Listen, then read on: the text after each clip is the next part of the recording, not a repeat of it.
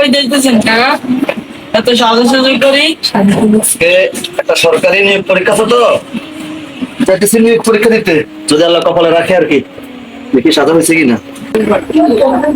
আল্লাহ তুমি মালিক।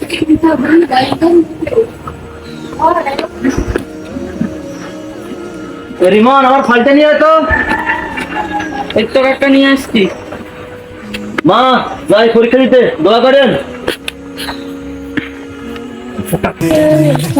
রিমন আমি যাচ্ছি পরীক্ষা দিতে। হ্যাঁ তুই যা, বাড়িতে যা, আমার সাথে আর যাওয়া লাগবো না, আমি একে পারবো। আর বাড়িতে গিয়ে আমারও দেখবি আমরা একা। হ্যাঁ ফাইলটা দেবো। কাকা যান, আল্লাহর নাম পরীক্ষা দিয়ে। আচ্ছা ঠিক আছে যা, আমার বাড়িতে সবকিছু দেখি। আচ্ছা আল্লাহ হাফেজ যা। এখন কি হবে উপায়? আল্লাহ অনেক কষ্ট করে পড়াশোনা করছে, আল্লাহ বাবা মা অনেক কষ্ট করে পড়াশোনা করেছে।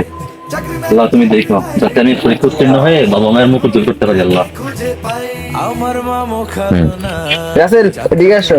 কেমনে পাই নিকাল বলেন। নেক্সট কি আছে ওকে দিয়ে ডাকো যাও। সে বোঝা হয়ে ভয়। আরেকটু চার ডাকতেছে।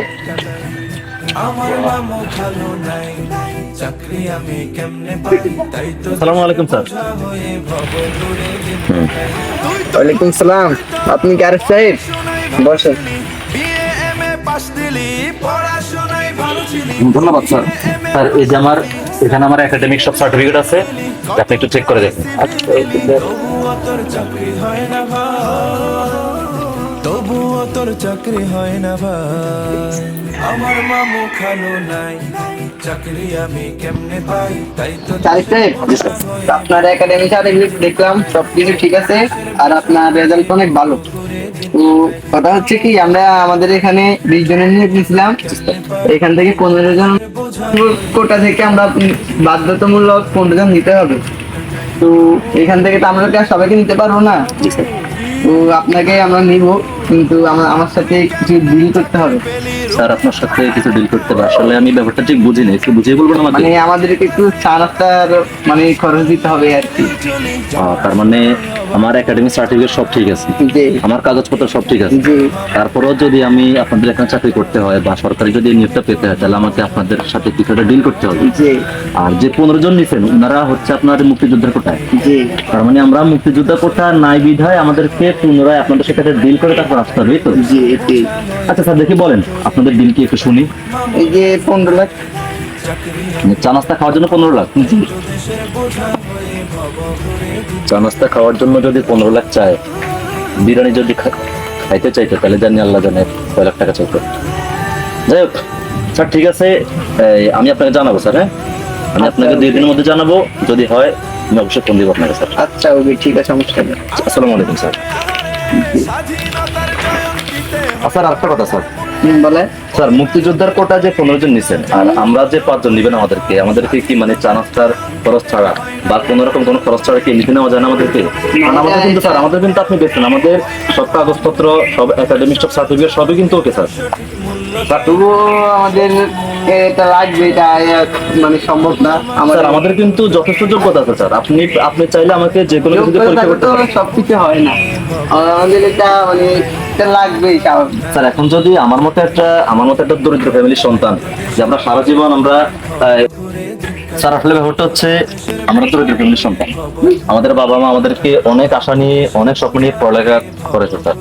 এখন 15-20 লাখ টাকা দিয়ে যদি আমাদের চাকরি করতে হয়, আমাদের যথেষ্ট মেধা থাকা সত্ত্বেও, আমাদের যোগ্যতা থাকা সত্ত্বেও, তাহলে এই দেশের মেধার মূল্যায়নটা কি বা এই দেশের শিক্ষার আসলে ফলটা কি, সেটা যদি আমাকে একটু বুঝিয়ে বলতেন স্যার। জানি আপনি পারবেন না, কারণ আপনি হয়তো কোন একটা সংঘের কাছে বা কোন একটা সংস্থার কাছে বা কোন একটা ব্যক্তির কাছে আপনি দায়বদ্ধতা আছেন, সেটা আমরা বুঝি স্যার, কিন্তু দিন শেষে স্যার এই দেশে কিন্তু মেধার এবং যোগ্যতার সঠিক বিচারটা হলো না স্যার। যাই হোক আপনি আপনার জায়গা থেকে বলেছেন, আমি এটা আমার কিছু করার না, আমার চাকরি, আমি আমার ডিউটি পালন করে যাচ্ছি, এটা আমার উপর কিছু বলার নেই, এটা আমার উপরে যা হবে।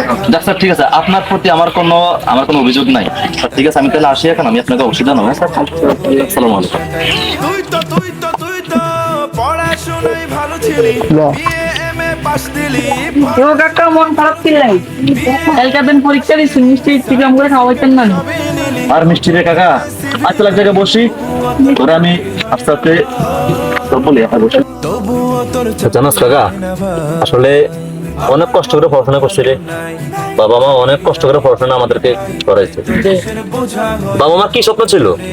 আমার ছেলে একদিন পড়াশোনা করবে, গাড়ি হবে, বাড়ি হবে। তার গাড়ি বাড়ি পরে একটা ভালো একটা চাকরি তো হবে। কারণ এই দেশে মানুষ, গরিব বাবা মারা তাদের সন্তানকে পড়ালেখা কেন করে জানোস?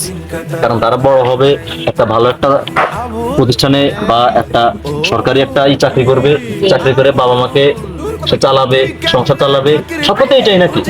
তো দেখ, আজকে আমার মতো একটা শিক্ষিত যুবক, আমি যে এখানে চাকরি করতে পারলাম না একমাত্র এই কোটার কারণে। এখন আমি কি করব? আমার কি রিক্সা চালানো ছাড়া, ভ্যান গাড়ি চালানো ছাড়া, বা মনে কর মাটি কাটা ছাড়া আমার কোনো উপায় আছে? না। উপায় নাই রে বাবা। এই কারণে আমি তোকে একটা ভালো তোকে পড়াশোনা করার কোনো দরকার নেই। এখন থেকে ইনকাম কর, ইনকাম করে তুই তোর ফ্যামিলিকে চালা, বাবাকে খাওয়া, মাকে খাওয়া, ভাই বোনকে খাওয়া, অন্তত ওনাদের তুই ইয়ে পাইবি, দোয়া পাইবি। ঠিক আছে? খুব কষ্ট পাইছে কাকা, বিশ্বাস কর। মানে এত কষ্ট পাইছে, পড়াশোনা করেও যদি ঘুষ দিয়ে আমার চাকরি করতে হয়, বাবা মার এই কষ্ট, তাহলে আমার কি হলো? এই কষ্ট তাদের খুব বিফলে গেল। আসসালামু আলাইকুম। আসলে এতক্ষণ আপনারা যা দেখলেন সেটা হচ্ছে বাংলাদেশের চরম অনিয়ম এবং দুর্নীতির একটা ভিডিও। দেখুন, বাংলাদেশের লক্ষ লক্ষ শিক্ষিত বেকার আছে, যারা তাদের মেধা এবং যোগ্যতা থাকার পরও তারা তাদের সেই প্রাপ্য সম্মান, প্রাপ্য চাকরিটা বা প্রাপ্য জায়গায় তারা বসতে পারে না। সরকারি বিভিন্ন এই প্রতিষ্ঠানে আপনার কারা চাকরি বা জানেন? যাদের হয় বড় ভাই আছে, খালা আছে বা মামু আছে ওরা, অথবা যারা আপনার মুক্তিযোদ্ধার কোটায় আছে বা উপজাতির কোটায় আছে বা প্রতিবন্ধী কোটায় আছে। তাহলে আমার মতো এই আমাদের মতো যে হাজার হাজার লক্ষ লক্ষ শিক্ষিত বেকার আছে, তাই আমরা কি করব ভাই? আমরা যাবো কোথায়? তাই আসুন আমরা সবাই ঘুষকে এবং এই দুর্নীতিকে আমরা সবাই না বলি, এবং সমাজের সবাই আমরা এই ঘুষ এবং দুর্নীতির বিরুদ্ধে সবাই আমরা ঠিক ঐক্যবদ্ধ হয়ে আমরা সবাই সোচ্চার হই।